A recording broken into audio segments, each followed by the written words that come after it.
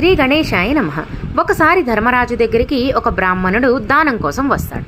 అప్పుడు ధర్మరాజు, సరే నువ్వు అడిగింది రేపిస్తాను, తిరిగి రేపురా అని చెప్తాడు. ఇది గమనించిన భీముడు, మా అన్నగారికి రేపటి వరకు ఆయుష్ ఉందని తెలుసహో అని చాటింపు వేస్తాడు. ఈ చాటింపు విని భీముడి ఆక్షేపణని అర్థం చేసుకుంటాడు.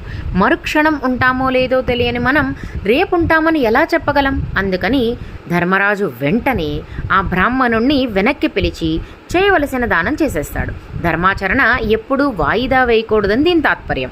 ఇది ఒక శ్లోకంలో ఎలా చెప్పబడిందంటే, అనిత్యాని శరీరాణి విభవో నైవ శాశ్వత సదా సన్నిహితో మృత్యు కర్తవ్యో ధర్మసంగ్రహ. అంటే శరీరాలన్నీ అనిత్యాలు, ఎప్పటిదాకా ఉంటాయో ఎవరికీ తెలియదు.